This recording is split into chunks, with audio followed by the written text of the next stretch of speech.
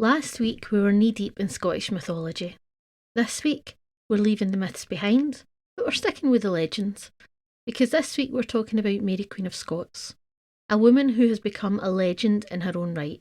The only difference is that in her case, most of it is actually true. Mary Queen of Scots is one of my favourite historical figures, and I want to say that up front before I spend the next 45 minutes or so being fairly brutal about some of her life choices. Because I don't want anybody to think I'm being unkind. I'm not being unkind. What I'm being is honest, which is a completely different thing entirely, and something Mary's contemporaries were arguably not honest enough about with her, which is part of how she ended up in the situations that she ended up in. There's a version of Mary that's been told and retold for 400 years, and it goes something like this. The beautiful, tragic queen, doomed by circumstance, destroyed by jealous men and a calculating cousin, martyr to her faith, victim of a world that could not accommodate a powerful woman. And that version is not without truth, but it leaves out quite a lot. Specifically, it leaves out Mary's own decision-making, which at times was inspired and at other times was so spectacular in its misjudgment that you genuinely wonder how she got this far. Mary Queen of Scots was many things. Brilliant, charming, politically astute when she chose to be. Also, catastrophically impulsive, stubbornly optimistic in situations that called for the exact opposite, and possessed of a gift for picking the worst possible option when several options were available. She was, in short, her own worst enemy. And honestly, I find that far more interesting than any straightforward tragedy. So there will be no romantic version of Mary today, no tragic heroine, no doomed queen, no weeping at the injustice of it all. We're doing the real one, the good, the bad, and the genuinely baffling decisions of a woman who had every advantage and still managed to make it much harder for herself than it ever needed to be. Whatever you already think about Mary, I'm going to ask you to set it aside for the rest of this episode, because I guarantee you there is something in this story that you probably didn't know, and there will be at least one moment where you will look up from whatever you are doing and say, "She did what?" I'm Lesley Kennedy. This is Everything Scotland. Let's talk about Mary.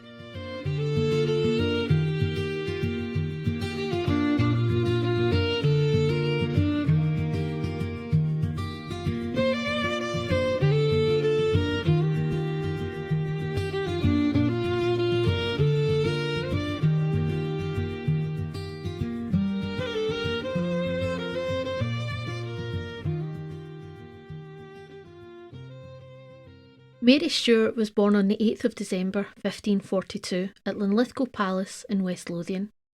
Her father, James V of Scotland, was dying at Falkland Palace after a military defeat at the Battle of Solway Moss.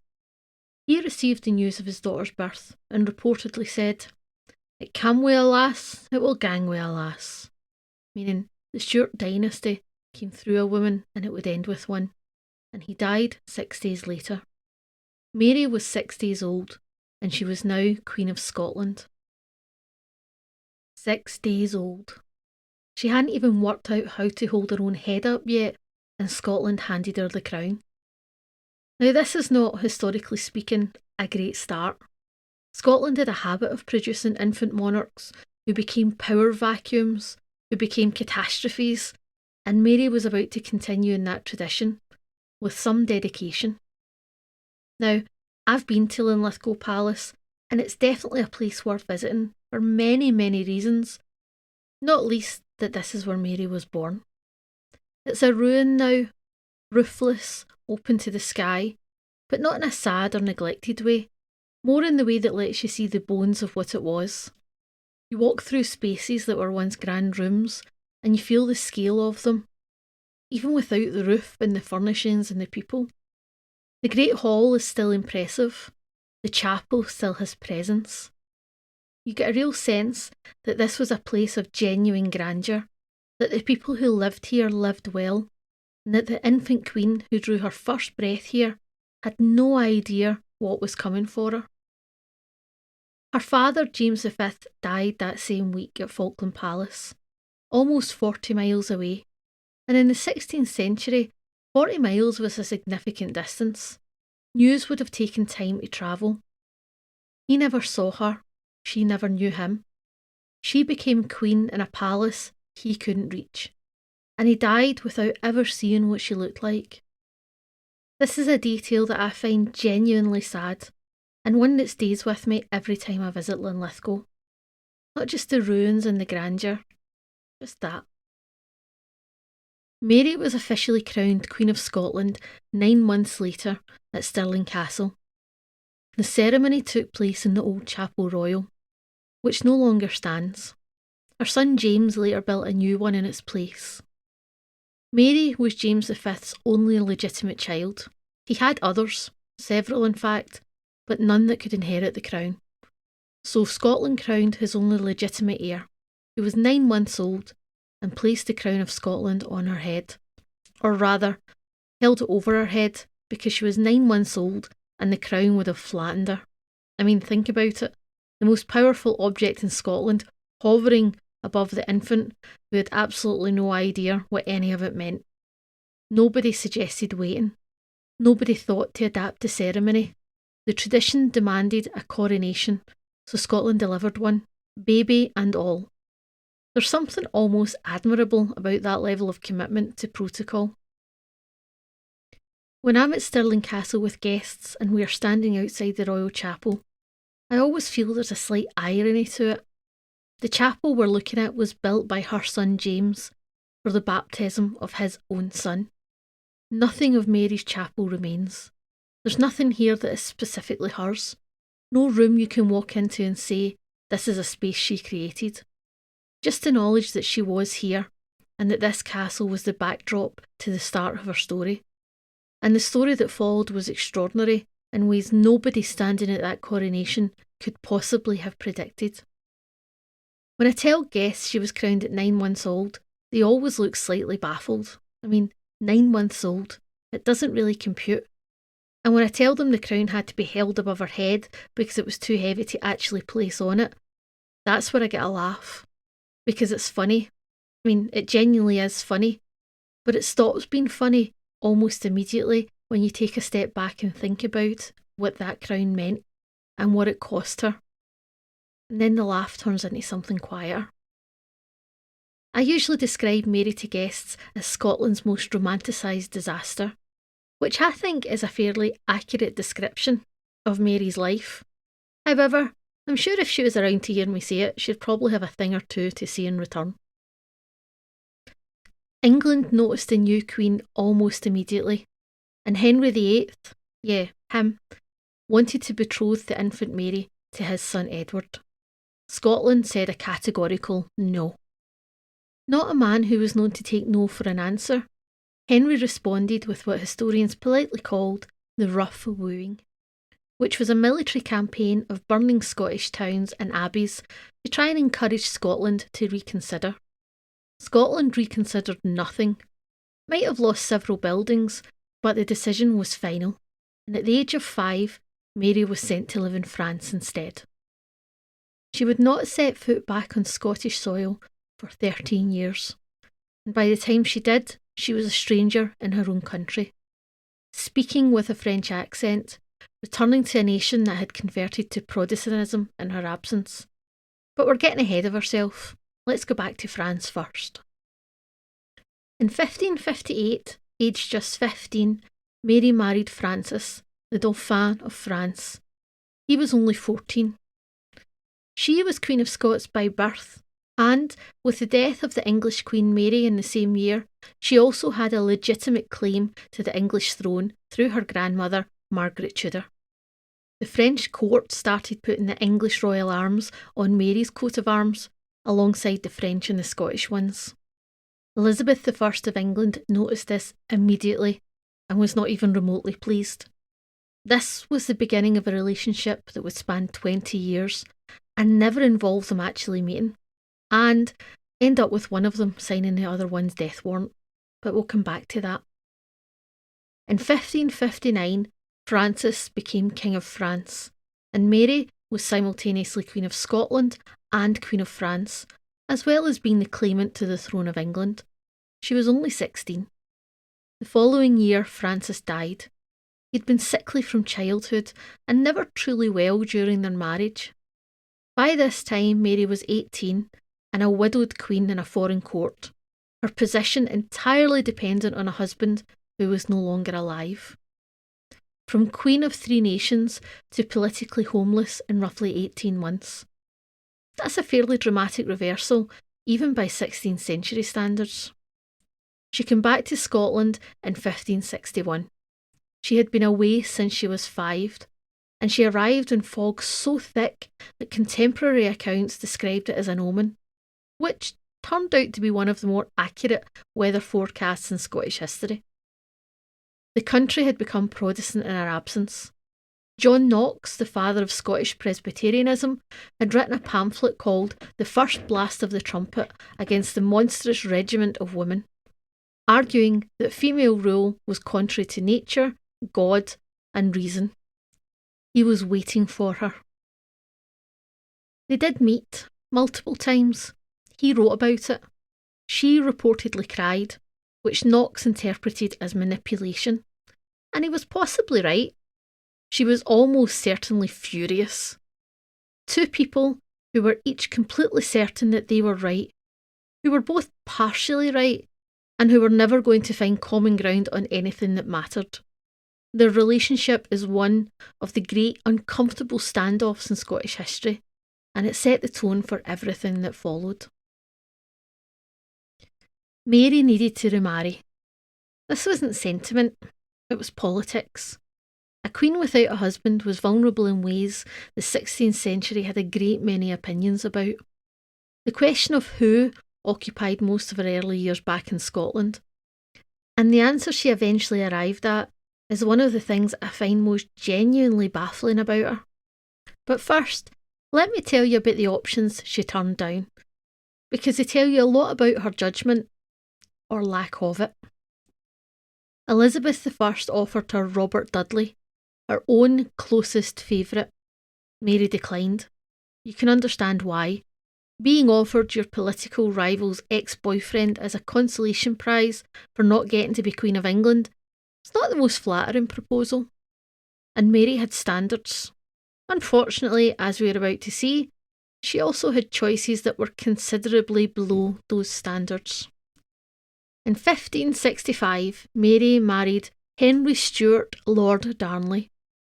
And here I need to be honest about something, because I like Mary, and have spent time defending her choices to people on tour, but this is one that I just can't defend. Darnley was tall, he was handsome, he had Tudor blood, which meant their children would have a strong claim to England. He was also, by virtually every account that survives, vain, weak, politically useless, and prone to sulking at a level that would test the patience of a saint. Everyone around Mary could see this. Mary apparently couldn't. Or maybe she could, but she chose not to let it bother her, which arguably is much worse. The marriage deteriorated quickly. Darnley wanted the crown matrimonial, meaning equal royal status with Mary, and she refused. He sulked. He then became convinced that Mary was having an affair with her Italian secretary, David Rizzio, a charming, musically gifted man who had become one of Mary's closest companions, and who Darnley appears to have been deeply jealous of. On the 9th of May, 1566, Darnley and a group of Protestant lords forced their way in to Mary's private chambers at Holyrood Palace. Darnley entered first, creating the impression of a routine visit, while his heavily armed allies followed behind. He then held Mary in her chair, his own dagger pointed at her, 7 months pregnant, while the lords dragged Rizzio from the room. Rizzio reportedly clung to Mary's skirts in terror. They stabbed him 56 times on the stairs. And here's the detail that tells you everything you need to know about Darnley.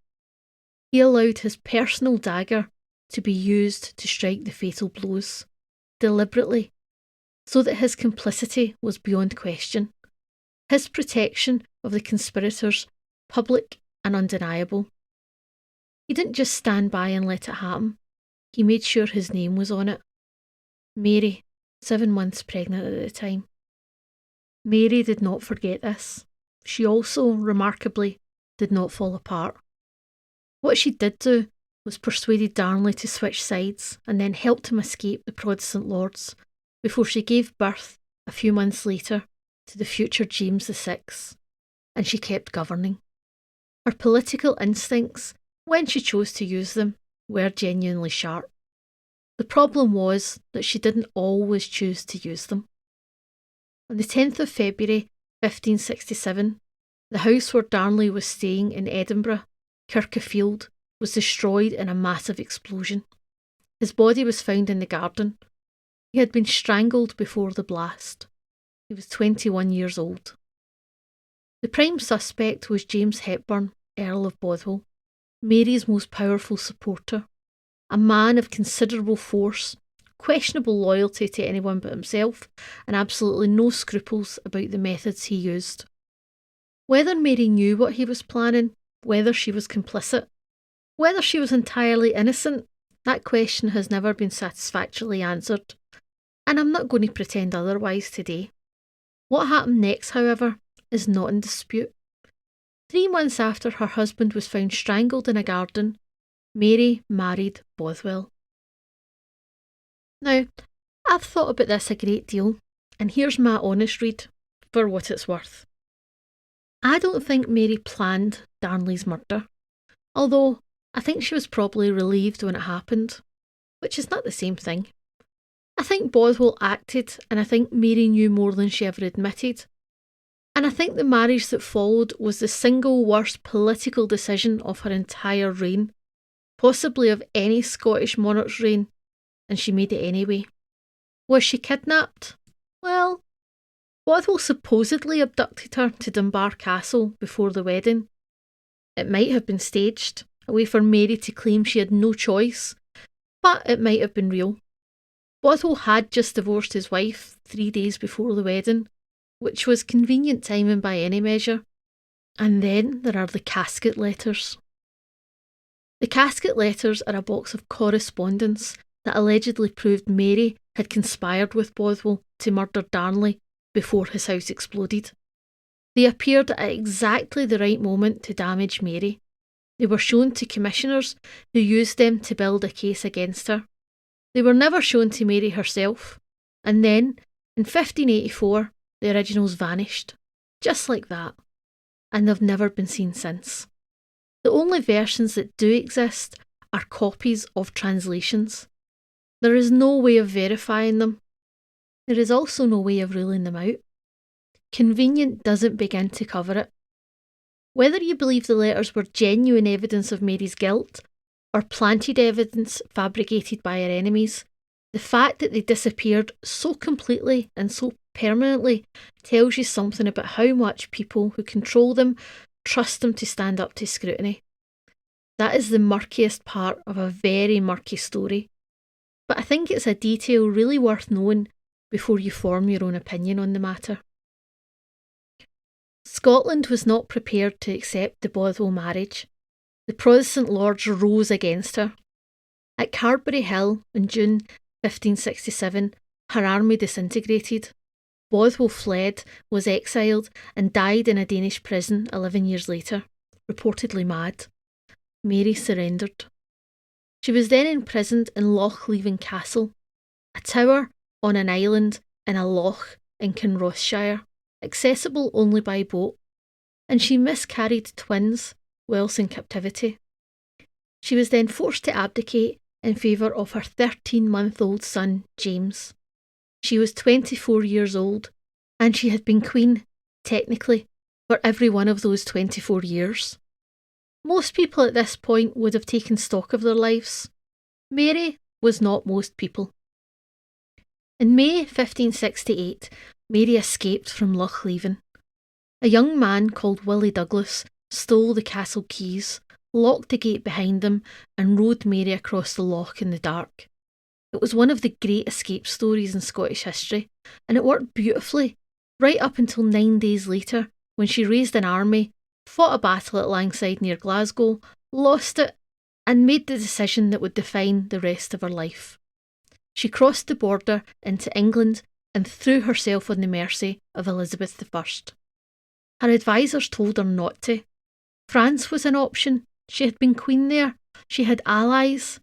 England was a different calculation entirely, and the calculation was this. Elizabeth was Protestant, unmarried, childless, and therefore permanently vulnerable to any Catholic claimant to the English throne. Mary was a Catholic claimant to the English throne. The logical outcome of arriving in England was imprisonment, and everyone could see this, but Mary went anyway. The relationship between Mary and Elizabeth is one of the things I find most fascinating about this whole story, and it's almost entirely because they never actually met, not once. Decades of correspondence, complex political manoeuvring, one eventually ordering the other one's death, and they never once occupied the same room. There are accounts of Mary asking to meet Elizabeth and Elizabeth saying no, repeatedly, over many years. There are portraits that they sent to each other, and there is correspondence that ranges from formally diplomatic to almost personal. Both women were in an impossible position. Elizabeth couldn't safely release Mary without unleashing a Catholic rival with a legitimate claim to her throne. She couldn't safely execute her without setting the precedent for an anointed queen to be killed, a precedent she absolutely did not want to set. And Mary, sitting in increasingly comfortable but unambiguous captivity, couldn't give Elizabeth any reason to trust her, because her reason for being there was that she wanted to be where Elizabeth was. Elizabeth was convinced Mary wanted her throne. Mary was actively trying to get onto the English throne. Both women were entirely right about each other. It's one of the great historical standoffs, played out over 18 years in letters and through intermediaries by two women who might, in different circumstances, have been the closest of allies. Instead, they were rivals who never met, cousins who never trusted each other, and ultimately, executioner and condemned. It's genuinely sad and genuinely compelling, and I can't decide which one of them I feel more sorry for, which probably means the answer is both. For 18 years, Mary was held. Not like a common prisoner. She had a household and servants and some social contact, but she wasn't free, and she knew she never would be free while Elizabeth lived, which gave her clear motivation to become involved in exactly what she eventually became involved in. Plots against Elizabeth's life, several of them. The Randolphi Plot in 1571, the Throckmorton Plot in 1583, and finally, in 1586, the Babington Plot, a Catholic conspiracy to assassinate Elizabeth and place Mary on the English throne.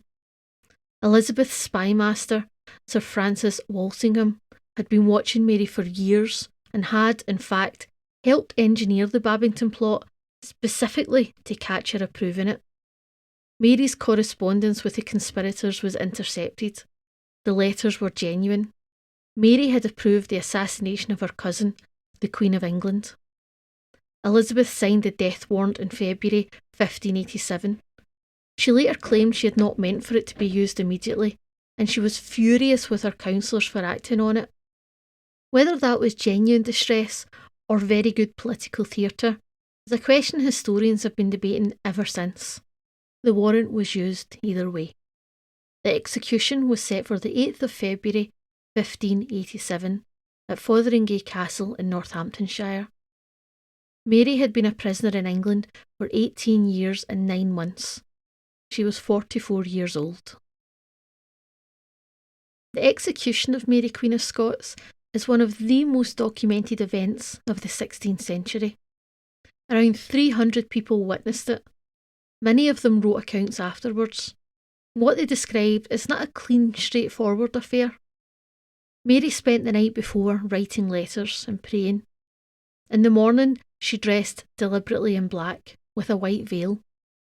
When she removed her outer robe at the block, she was dressed beneath in crimson, the Catholic colour of martyrdom. This wasn't an accident. Mary was staging her own death. She had lost control of almost everything else, but she was controlling this. Every detail she could manage, she managed.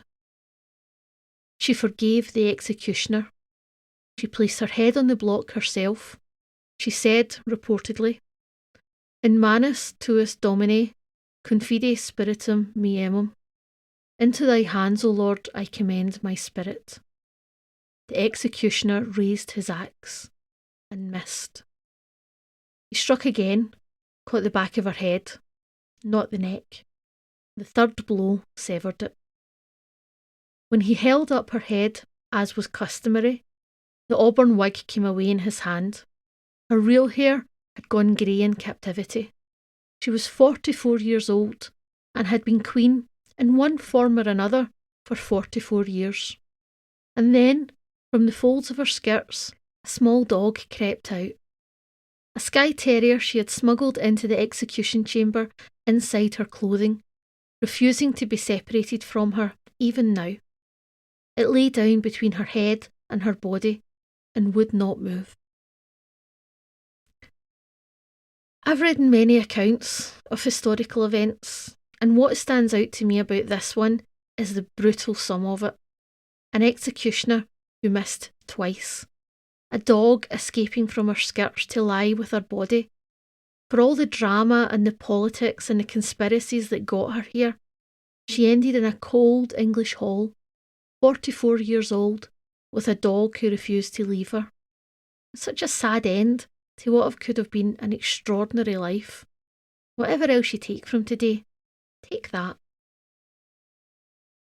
Mary Queen of Scots was executed to prevent her from gaining influence over English succession. Her son, James VI of Scotland, inherited the English throne in 1603 anyway, uniting the two crowns that Mary had spent her entire adult life trying and failing to unite. He did it by the remarkably effective method of outliving Elizabeth and waiting.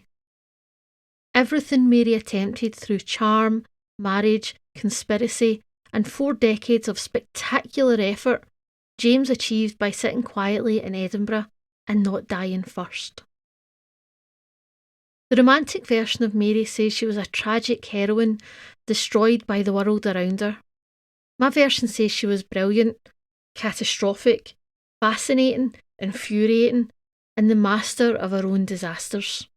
Both versions agree on one thing.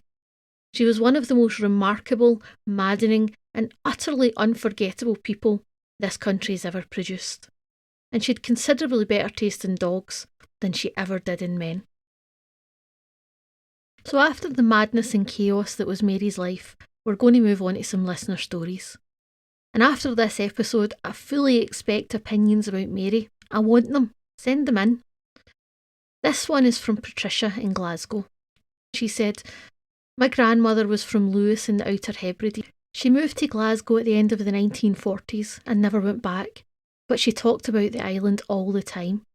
The light, the landscape, the Gaelic that she'd spoken as a child. She died when I was about 13, and I remember the stories that she used to tell me. So last year we went to Lewis for the first time. Not really sure what I was looking for, but I think I might have found it anyway. She was right, the scenery is beautiful. I understand why she talked about it the way she did." Patricia, I can completely understand where you're coming from. Lewis has that effect on you when you visit. And I'm sure your grandmother would be delighted that you got to go back and see where she came from. Moving on now to your Scots word of the week. And this week, it's stushy. S-T-O-O-S-H-I-E.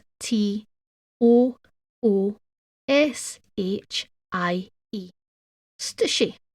A commotion, a fuss, an uproar. A situation that has escalated well beyond what anybody originally intended and now involves far more people than it should. There's no doubt Mary Queen of Scots caused a few stushies in her time, and that might be the understatement of this entire series. Go and use it. You now have plenty of context for it. Next week we're coming up for air. Scottish food. Haggis, properly explained and properly defended. Cranachan, Cullen skink, Arbroath smokies, tablet, shortbread, deep fried pizza. and my own relationship with Scottish cooking, which is enthusiastic and occasionally successful. After 10 episodes of history, mythology, murder, and a 3-attempt execution, I think we've earned a decent meal. And before you go, if you're enjoying Everything Scotland, I just need 2 wee minutes of your time. Hit subscribe so you never miss an episode, and if you have a spare 30 seconds, leave us a wee review wherever you listen. It makes a genuine difference to how many people find the podcast, and I love to read every single one. You would be doing me a massive favour, and I'm not going to pretend otherwise. You can also find us at Everything Scotland Official on Instagram and Facebook, and Everything Scotland on YouTube. Come and say hello. And if today's episode has given you an opinion about Mary Queen of Scots, which I suspect it has, I want to hear it. Agree with me, disagree with me, defend her entirely. I'm here for it all. Send it in. That's what the listener stories section is for. And the best ones always make it into the podcast. I'm Lesley Kennedy. This is Everything Scotland. Slán de bha.